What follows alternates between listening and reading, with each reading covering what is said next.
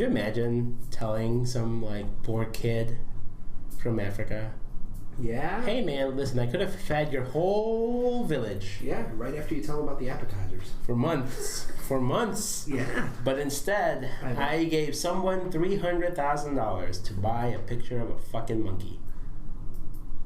And like, the stuff's still going down, right?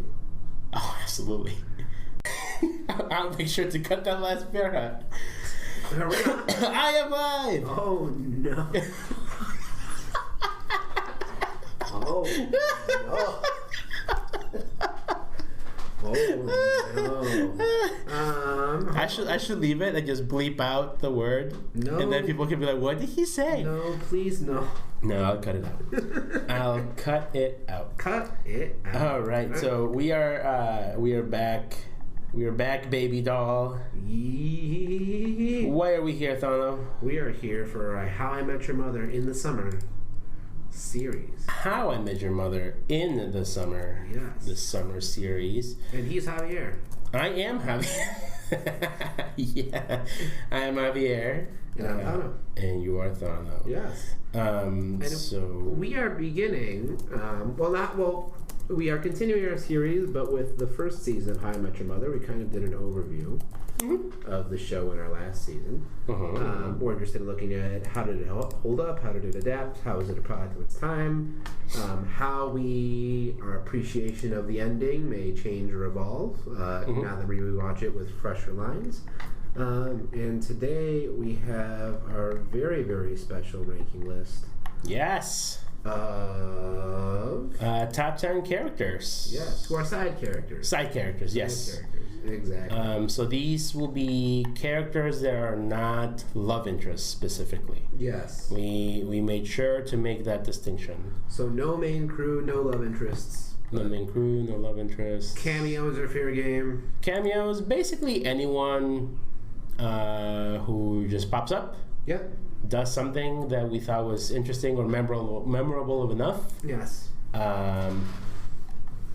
So yeah. So I think let's start out with, it's okay with you, kind of an overview of the season. sure. You know, what's the inciting action? You know, what does it build up to? How does it resolve? Standout moments that particularly come to mind, and then we can kind of look at characters and where they end up at beginning, middle, and end in this season one. How does season one of How I Met Your Mother begin and end? We meet Ted. We do meet Ted. Yeah, who is this hopeless romantic, in New York, looking for love.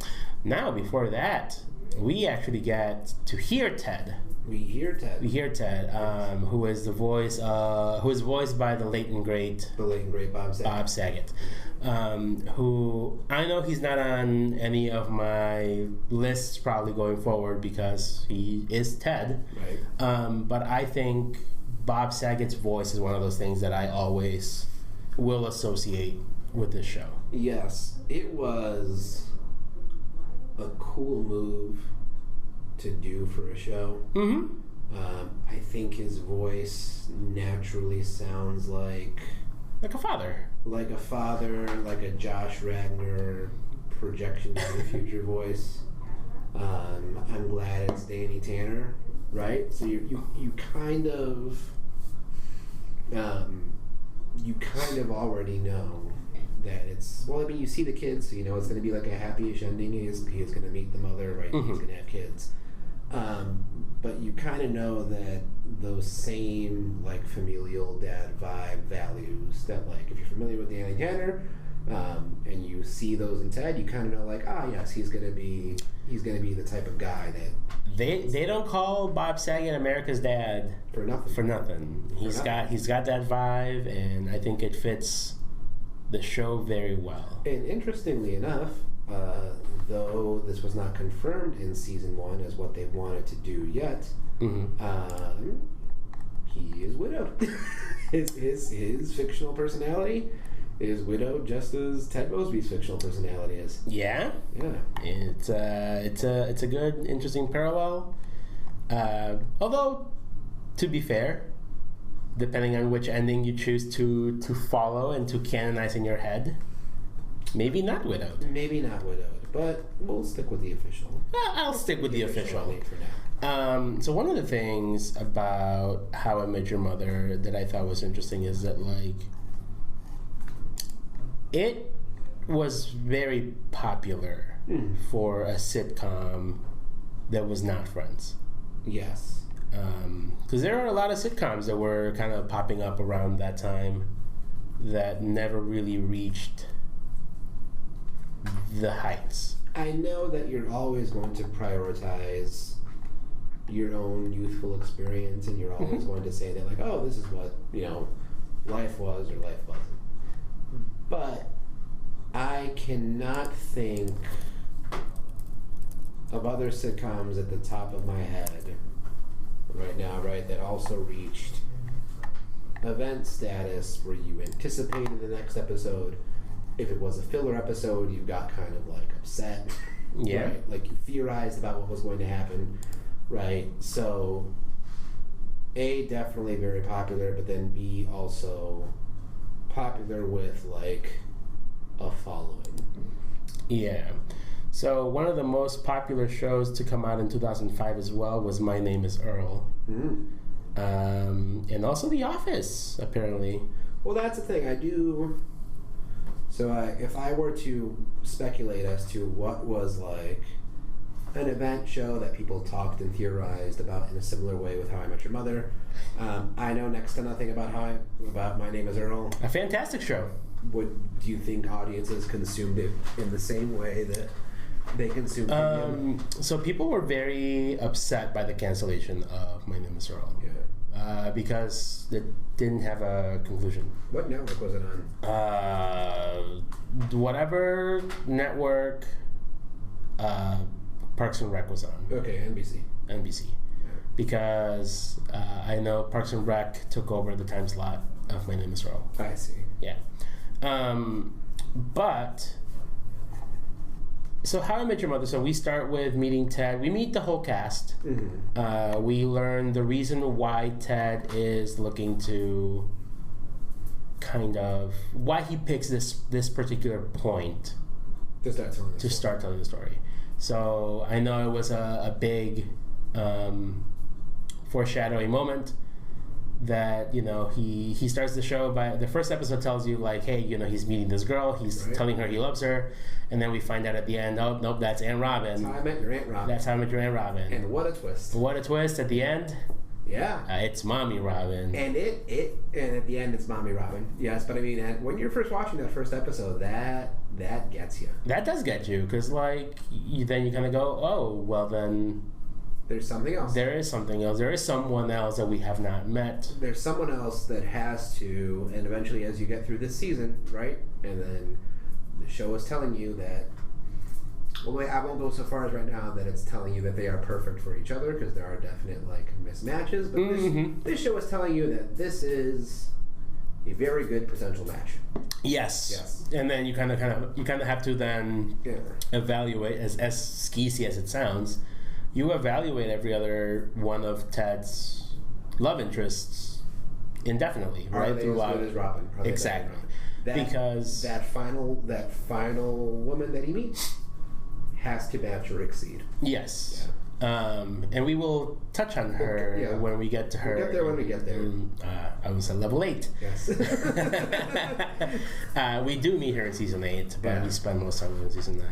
So, what were your initial thoughts on the characters? So, if we're looking at kind of where they are at the beginning, middle, and end of the season. Yes. So Ted, looking for love, finds Robin. He gives her the "I love you" right away. He steals the blue French horn.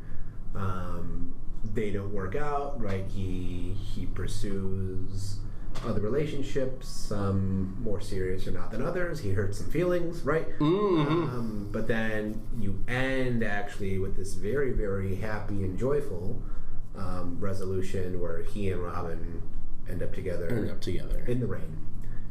Which, what makes this season so awesome is that is happening at the same time as Marshall and Lily. Yeah, so Marshall and Lily are They are Ted's best friends from college. Yeah. They met in college. They have been together since like the first week or so of college. Yeah. Roommates. They essentially live with. I mean, Marshall lives with Ted. Yeah. But Lily essentially lives with Marshall. Correct. So. And then Ted is kind of like their pet. He's the cumin to their salt and pepper. He is the cumin to their salt and pepper. So Lily and Marshall, I think they're characters that you have to talk about together. And they're still distinct. And they are still distinct. Like, they are distinct enough that they are their own character, but they work so well together because they are a genuinely good couple. Yes. They are your friend who married their high school or college sweetheart. Yes. Right? If we look at their arc in broad strokes, episode 1 starts with them getting engaged, right? And that is the catalyst for Ted. Yes. The catalyst for Ted to go out and settle down. Exactly. He starts to kind of have a quarter life crisis. Yeah. Where he's like, I got no one. My 2 best friends are getting married. They are growing up. They're going to outgrow me. Yeah. I want to also settle down. Yeah, which is interesting because, and I don't want to jump too ahead, but I want to circle back here eventually. One of the things that the spin-off conscientiously does is the economic status of all our characters in the spin-off is not totally accurate to what people in their mid to late 20s are experiencing, but much more accurate than How I Met Your Mother, right? Yes. Now, granted, it was 2005, pre-Great Recession, right? Yes. So the economy was different back then. But it's interesting looking back at it to see, like, people who are supposed to be, excuse me, my age-ish, and they're focused on love, and really all the other boxes are kind of like, are kind of checked. But I'll come back to that later. So, as you said, the engagement is the catalyst. Marshall's kind of your stereotypical ready to be a family man. He's goofy, right? He wants to be a dad. He's a dad type for sure. He's a dad type, but still fun. He could grow into Bob Saget. He could grow into Bob Saget. He's a mama's boy, right? Absolutely. Yes, he has ties with his Midwestern family, Minnesota. Lily's this free spirit came from New York, non-traditional family, right? In the sense that her parents are divorced. Wants to be an artist. Is a kindergarten teacher, right? So like she's only living her dream through education. Which that's a whole other. But it does pay off though. Like, we learned from the very beginning that she has a passion for art, and her passion for art does show up a lot throughout the series. Yes. And it is inevitably her passion for art that leads to the end of the season, where Marshall and Lily call off their engagement. Exactly.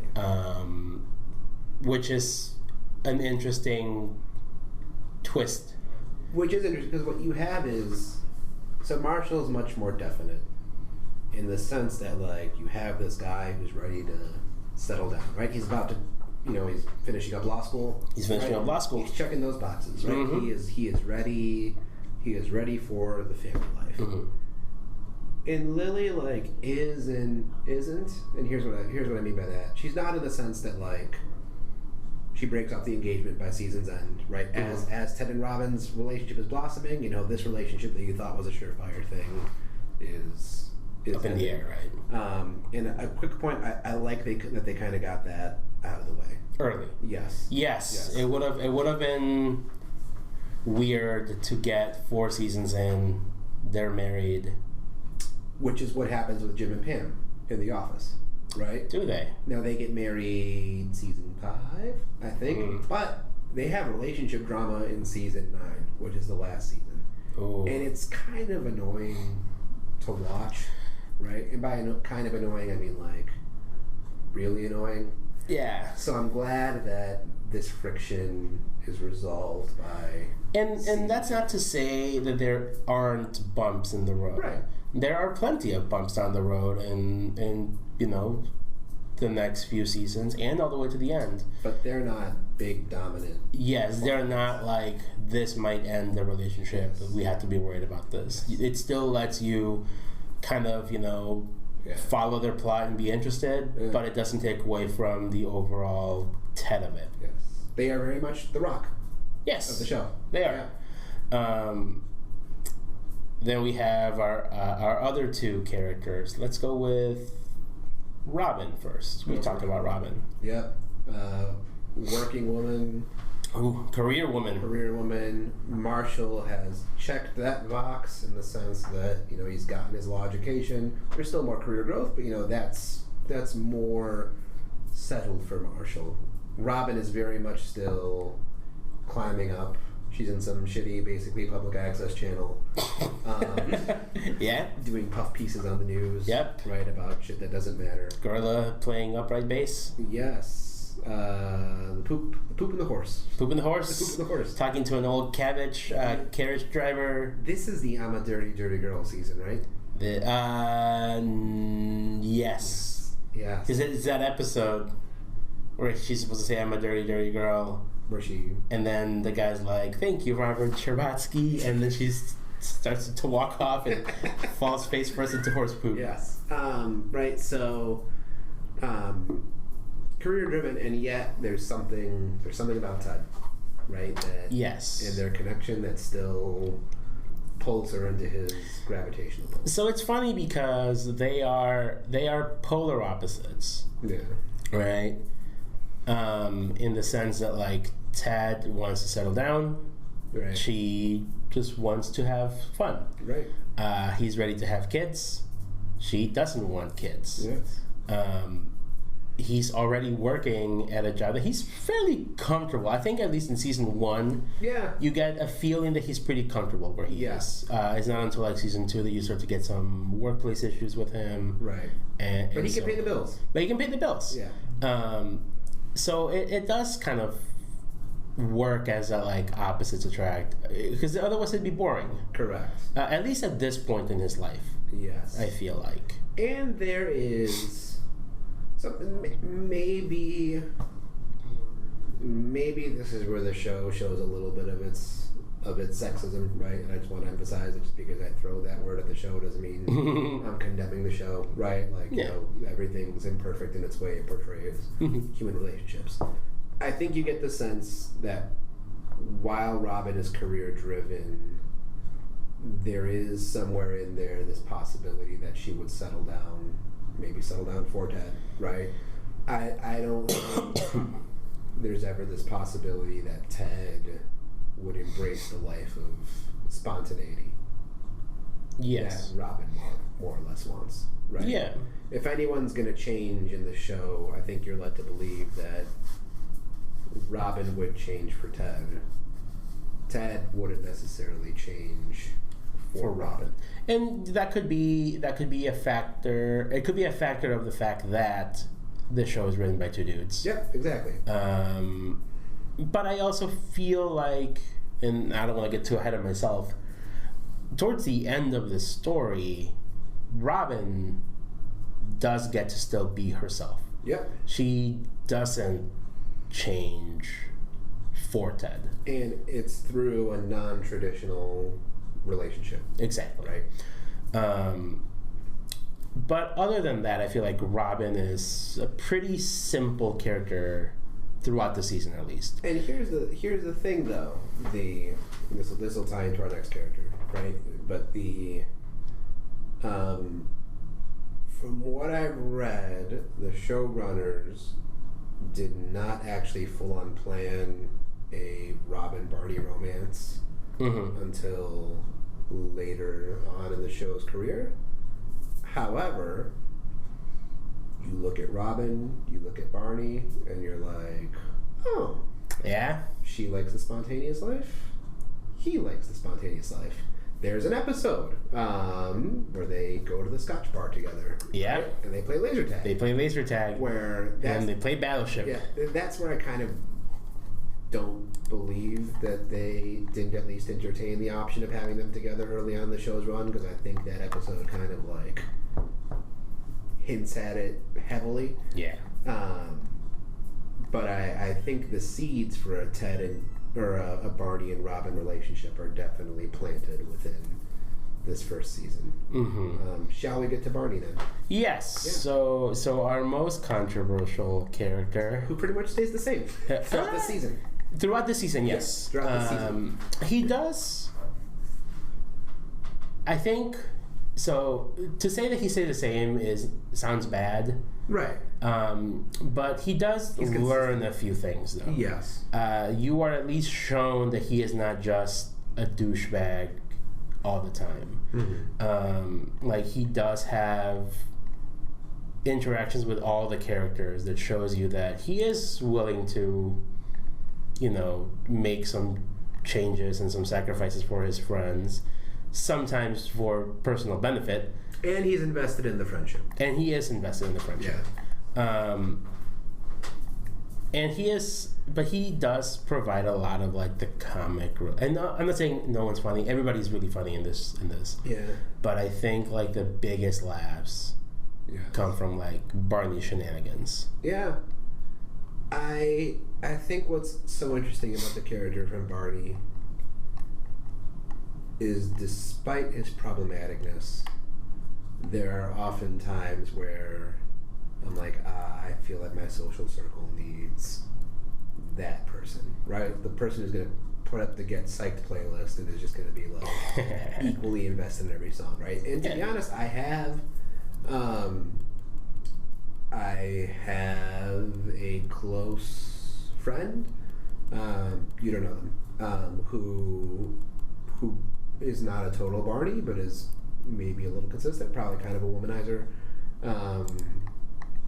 makes some jokes at the expense of others, right? He's not a piece of shit by any means. But is he always the most ethical person? I don't think so, right? He could also probably end up on a Me Too something. Oh no! Right. Not for crimes, but for behaviors. Mm-hmm.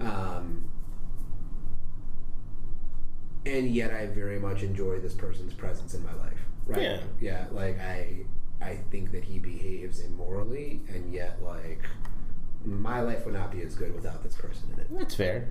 And I think that speaks to some of what is so compelling about Barney. Like, yes, he's goofy. Like, yes, he's over the top. But, like, the dude has fun. Mm-hmm. Right? Yeah. And so, now that we've talked about the characters and why we like them, let's talk about some of the reasons why I feel like season 1 really does a good job at grabbing you. For sure. Is that it shows you that there is a continuing overall story, which is, like we said, not always common for a sitcom. Yeah. Sitcoms tend to be one-off little episodes. Not always do you have like storylines that go through the whole show. You may have little arcs. You may have moments where characters learn lessons, and that does change how they behave throughout the rest of the show. Yeah. But this show has a full plot. Yes. But it still takes time to have little side episodes, like the pineapple incident. Yeah. Which is an insane little episode where it shows you Ted being drunk, probably for like the first time, I think. Yeah, that you see in the show. That you see him like drunk and have fun. Episodes like The Slutty Pumpkin. And episodes that maybe I'm not so hot on, like where they go like the Liberty Bell. I like that concept though. I like the concept. That to me is actually why I like Barney. Barney will find fun in everything. Right. Where they're chilling at what's her face's house. Yeah, and I think that really works as a really good episode 3 of the whole total show. Yeah. Yeah. We are international businessmen. And that I was really pleasantly surprised by how they managed to keep that same joke going throughout the whole season. Yeah. Well, throughout the whole, like, not season, throughout the whole series. Because I was watching, what was it, season 4 where Barney gets into the car accident. And he's like, I left a very important international business meeting.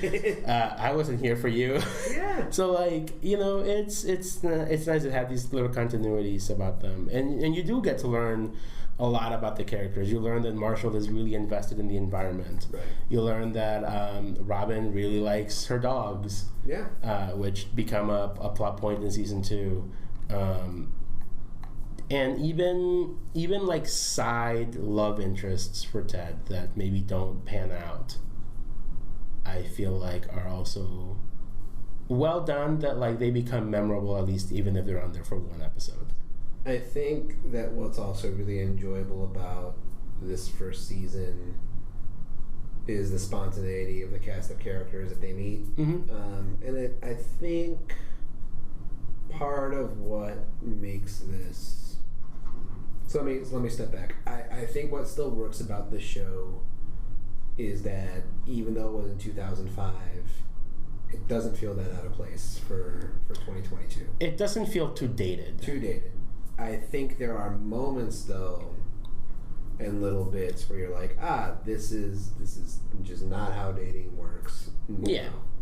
And I think one of the struggles that not all people who are currently in the dating game now, but many are facing, is they find it harder to meet people, go out at night, have a random time, have a random good time, right? Yeah. And then like just have these organic experiences, right? This does not apply to everybody. Sure. Right? But I think most people who I know that I meet in relationships now have met through an app. Yep. Right? The spinoff is very app heavy. That. Yep. I have at least 2 people in my life who are like, not only have they currently met their significant others through an app, but they're like, I do not know how I will meet somebody like in person. Jesus. Right? And once again, this is not everybody's experience, but it is definitely a newer experience and more common than it was in 2005. Yeah. So as someone who is very happy in a committed relationship right now, it still feels like refreshing to me to see just like the show that's like this series of outings, right? The Slutty Pumpkin episode, the Scotch and Laser Tag episode that I mentioned before. The nightclub when they when they go out at the nightclub and they just have like the most disappointing night, right? Which, I mean, isn't that a nightclub? That is a nightclub. But it's this show is good for like some vicarious living. Either like, I've tasted that before and I'm glad it's over, or I haven't tasted this at all, right? And it's nice to see people behave this way. Yeah. I feel like that's what's really fun and enjoyable and accessible about this show. Another thing that I think is similar to the whole dating thing, they have the couple of episodes about the matchmaker. Yeah. Like, that's essentially the apps back in the day. Yeah. You would, have someone find you someone. Right. And normally we think of that as like a friend who sets you up with someone. But in the show, they go the above and beyond. Yeah. Where they go through an online service, basically, right? Which does have a payoff in the last episode of the season, I think. Where the second to last episode, where he's supposed to be meeting a date. Right. And then instead he chooses to go after Robin again. Exactly. And to to your point about the spontaneity of meeting people, again, same episode that I mentioned, the pineapple incident. That's how he meets Tracy. Yeah. Is that her name, Tracy? The mom? No. Trudy. Yeah. Who he sleeps with, and then she learns out, but then she does come back years later. Season. Yes. Season 3? Maybe. I think. We'll see. We'll see. Yeah. We will see. Yeah. But we are introduced to a main love interest. Yes. A prominent love interest through his, random meetups. At a wedding. So again, not a traditional, a more traditional meeting of someone, at least for 2005 times. Yes. something that probably does not happen very often nowadays. Not as often, I would say. Yeah, not as often. I mean, I'm sure people still meet some people. Correct. I mean, That's why I say you met Ro at a party, right? Party. That's why I say not as often. It still happens. Yeah. Not as often. So we get to meet Victoria. Victoria. And you know what? On this watch through, I like Victoria less. You like Victoria less?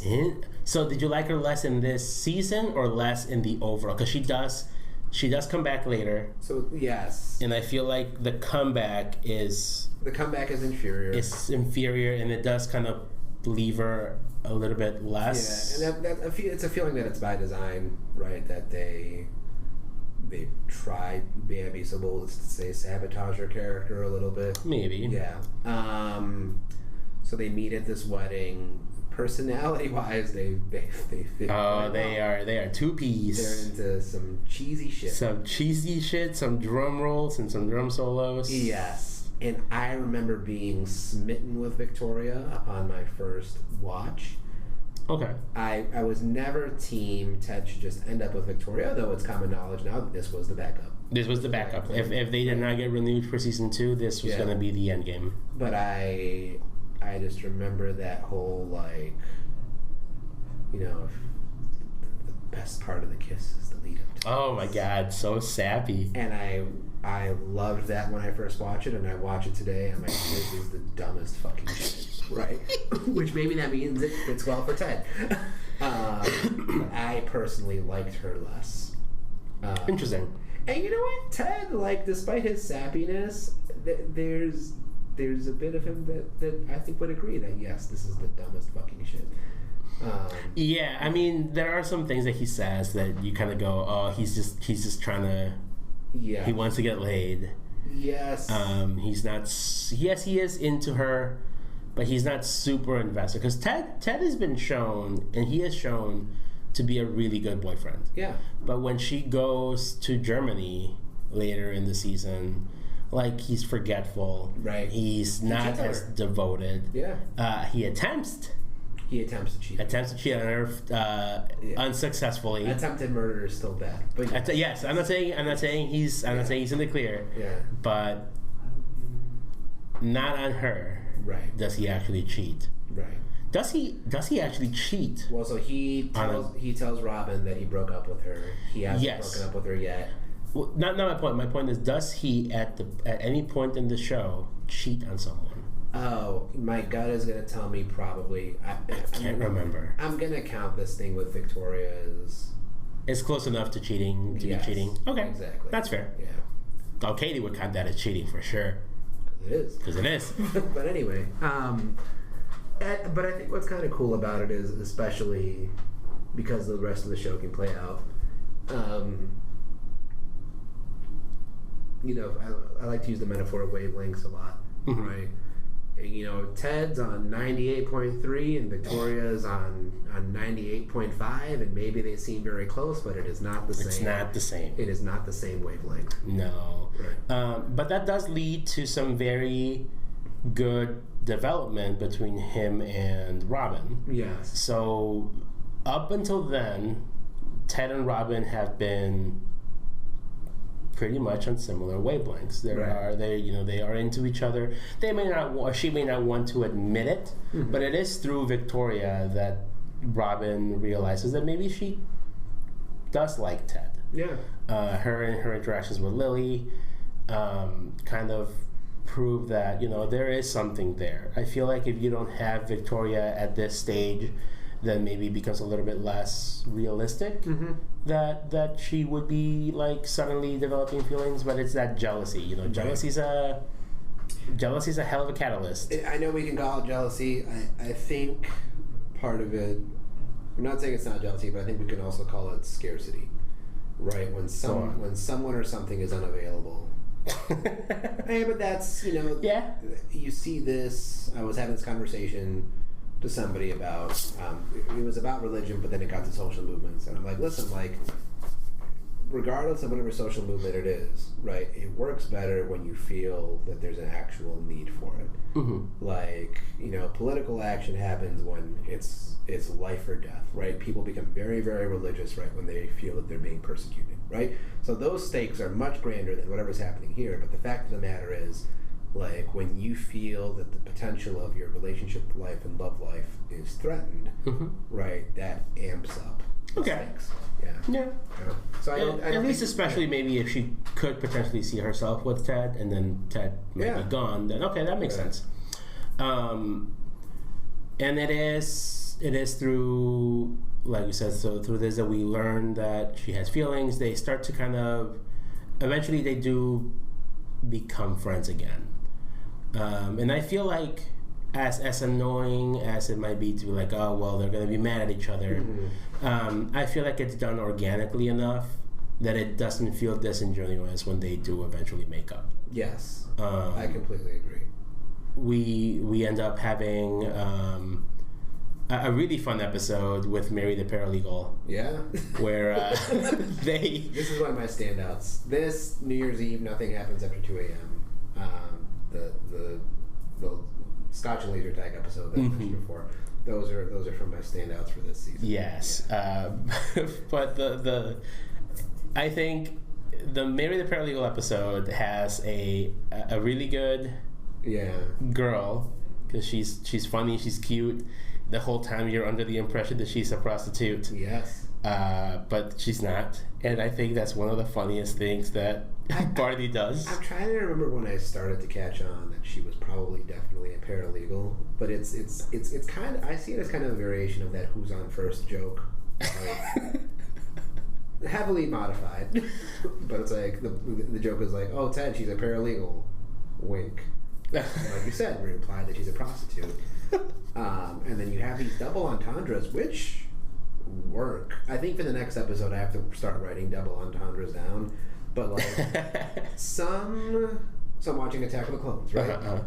So in the Battle of Geonosis, C-3PO's head got switched with the battle droid, right? Okay.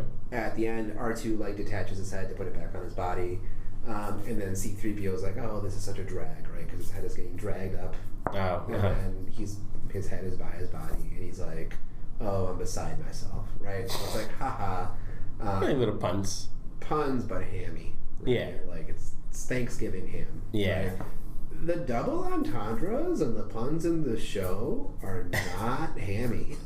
Like, there's one where he's like, yeah, I was with a client today, talk about anal.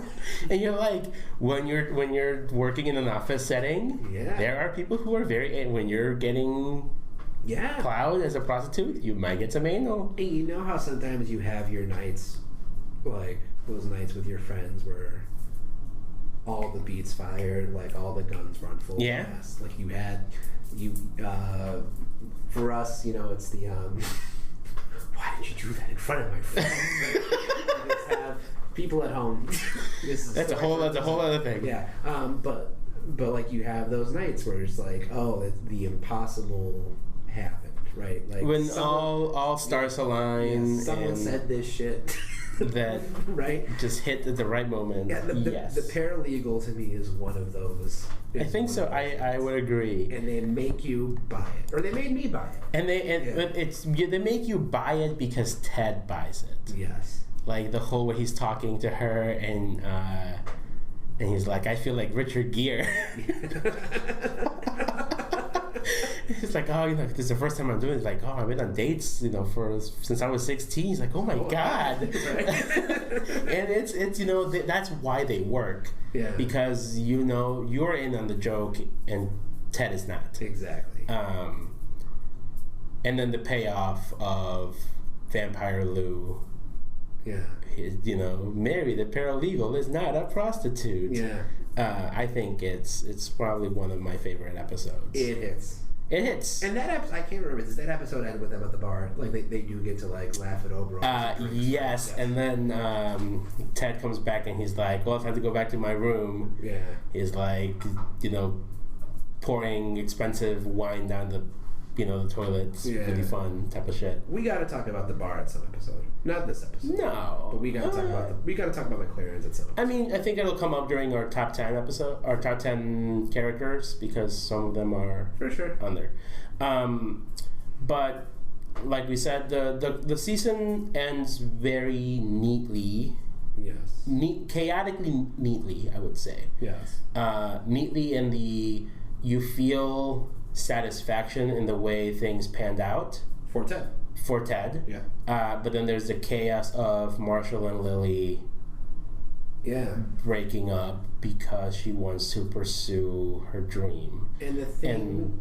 Go ahead first. I was gonna say, you believe that for her, that she, like you were saying with Marshall having all his boxes checked. Yeah. Lily doesn't. Right. And that's part of the whole free spirit, She doesn't necessarily want to 100% be tied down now when she feels like she hasn't accomplished what she wants to do. Yeah.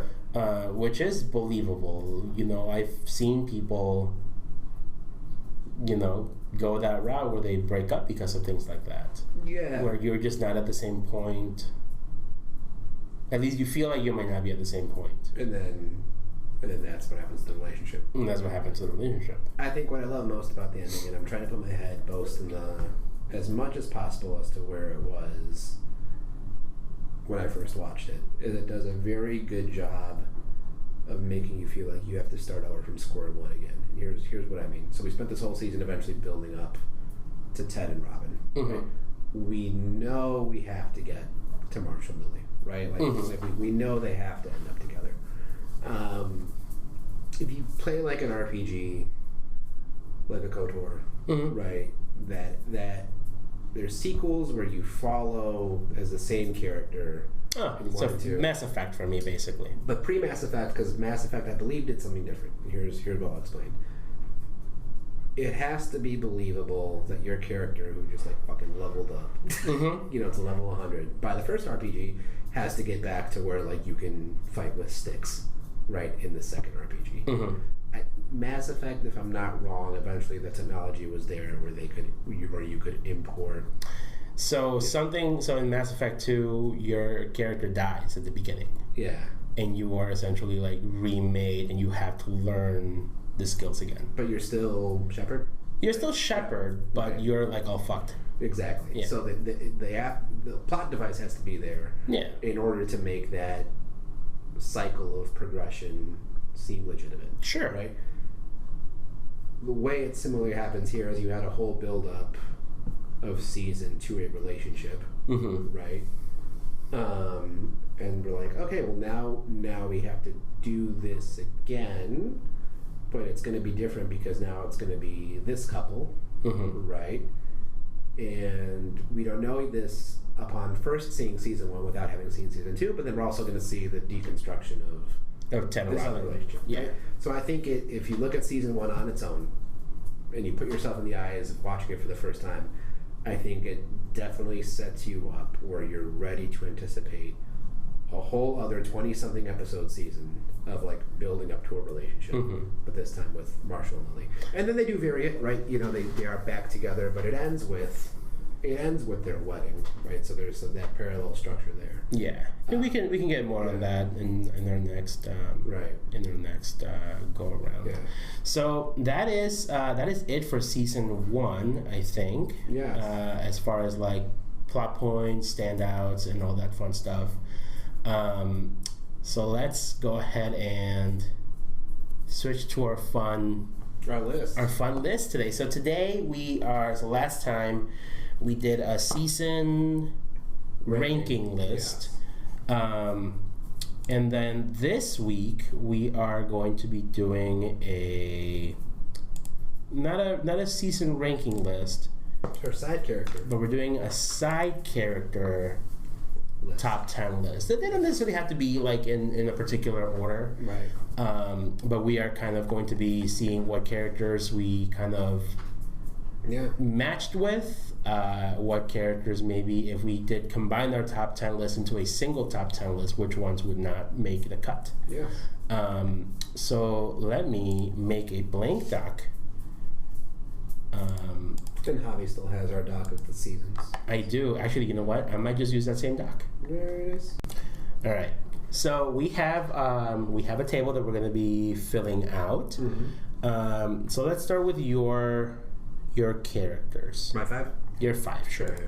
So I have my number 5 is Linus.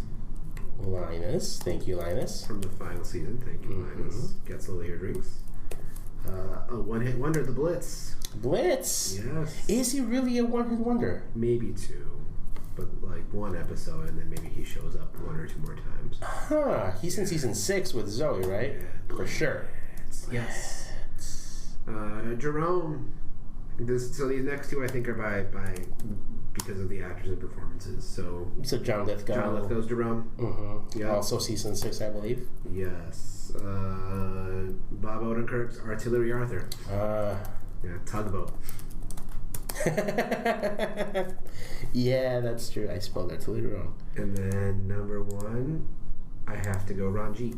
Ranjit's a good time. He's a reliable good time. Ranjit is he is always a pleasure. Yes. I think to have in any of the episodes. You're always happy to see Ranjit. And one of the things I love about Ranjit is that he is there from the very first episode. Yeah. All the way through season 9. Yeah.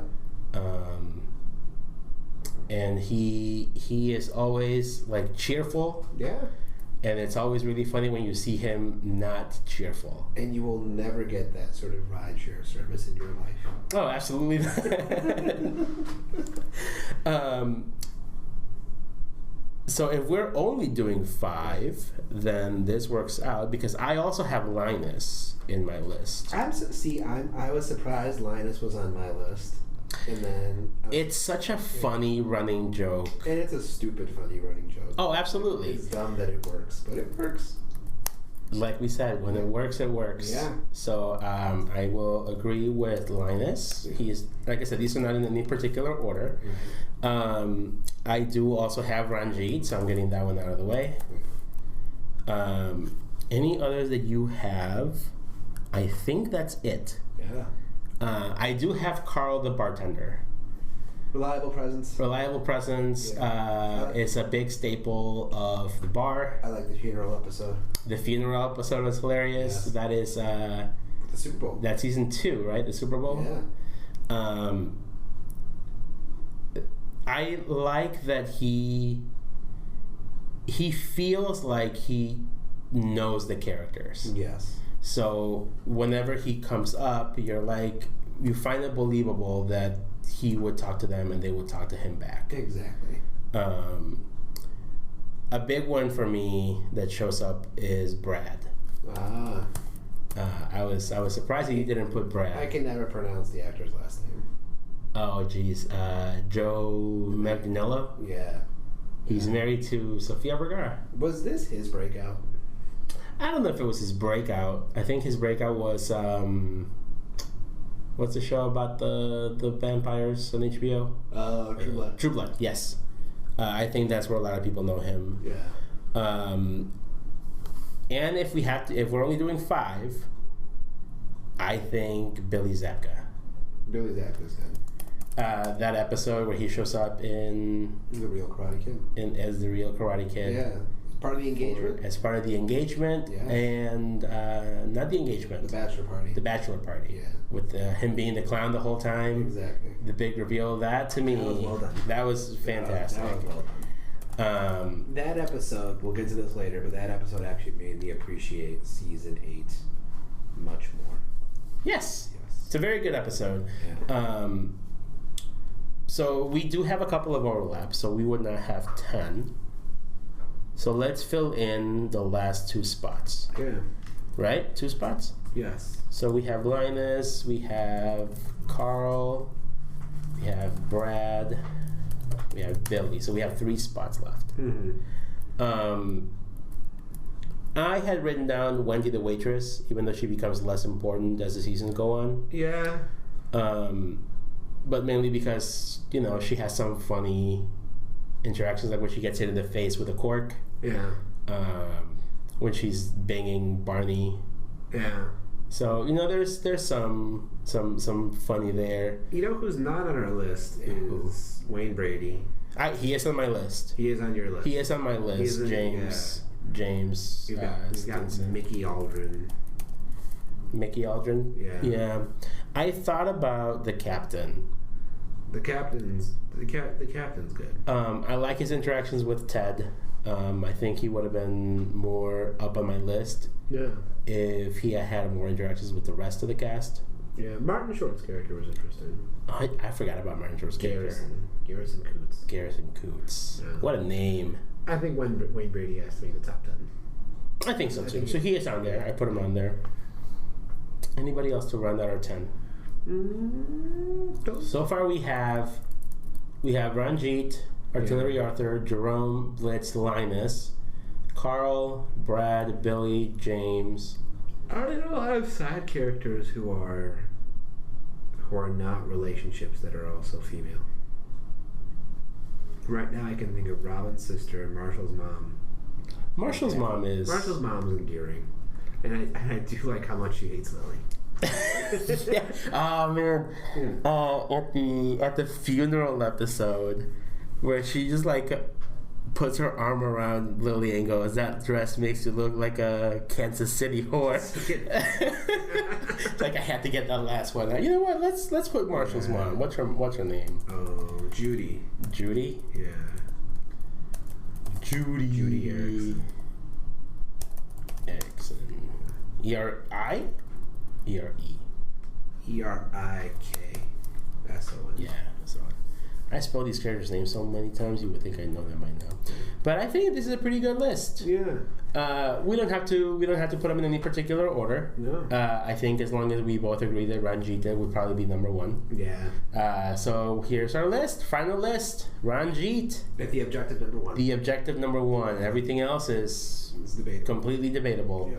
Artillery Arthur, Jerome, Blitz, Linus, Carl, Brad, Billy Zabka, James Stinson, and Judy Erickson. I'm happy with that list. I'm going to try to use the phrase Kansas City whore at least one more time this week in organic conversation. Hey, you see that girl over there? She looks like a Kansas City whore. I won't be that crude. I'll find someone who you would not expect to call a Kansas City whore. You see that nun over there? You see my grandpa over there? Kansas City whore. Kansas City whore. Yeah. And it's fun to think about these characters because like this is looking forward. Yes. Right? James is introduced season 2. Right. Brad is introduced also in season 2. And they add the flavor to the show. Yes. There are not a lot of shows where you can make a list of like 10 memorable characters. Who are not the main crew. Yeah. And then you still have to whittle down the list. Yes. Like, there are a lot of characters that I would have liked to put on this list, and I'm like, I don't know that And I strictly restricted mine to characters with multiple appearances. Yes. So, like, Britney Spears, I think, is a memorable character. She should be an honorable mention. Yeah. Katy Perry being... that was just one episode. That was one episode, but she, Yeah. It was a big get, I think, to get Katy Perry at that time, absolutely. That was peak. That was peak KP. That was like pre Russell Brand. KP, I don't know where that was in the Russell Brand relationship. I want to say it was pre. But she was running the charts. She was on top of the world at that point. Top of the world. And it shows also like the clout that this show has.